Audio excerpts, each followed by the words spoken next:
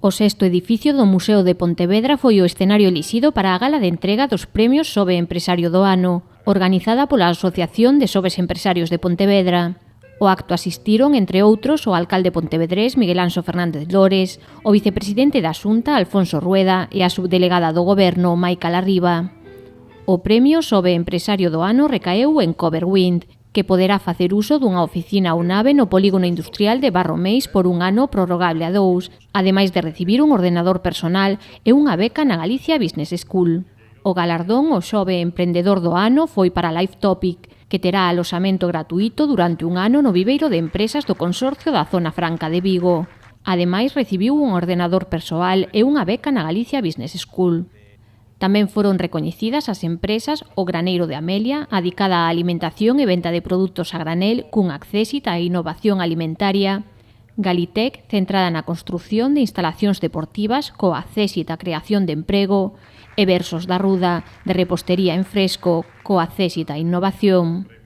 Todas as candidaturas podían optar a un dos espazos ofertados pola Cidade da Cultura, que foron para os emprendedores Aifalaches e Bricin Galicia. No acto tamén se fixo entrega do premio honorífico, que este ano foi concedido a Francisco Barbeito, fundador de Cristalería Pontevedresa. Este año, el presente año, cumpliremos 60 años. Realmente, los recuerdos que yo tengo de niño fueron esfuerzos continuos, trabajo, dedicación y, sobre todo, mucha seriedad.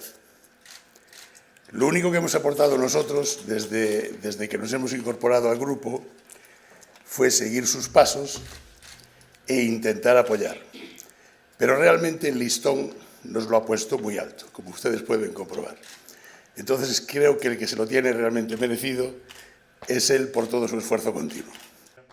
O peche da entrega correu a cargo do presidente da Confederación Española de Asociacións de Sobes Empresarios, que destacou a cultura emprendedora existente en Galicia e lembrou que os emprendedores son o motor do avance económico e social.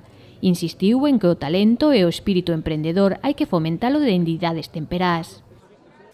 ¿Y cómo podemos hacerlo? Pues para empezar, y lo más fundamental, estimulando la vocación emprendedora y empresarial desde el ámbito educativo.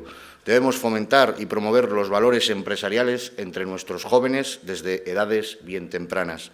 Los jóvenes deben entender cuál es el papel de los empresarios en nuestra economía. Deben comprender y ser conscientes de que las empresas somos la columna vertebral de la economía y de la sociedad, que son garantes del progreso, de la modernización, de la adaptación a todos los cambios que se producen a diario. O acto asistiron máis de 200 persoas entre autoridades e empresarios.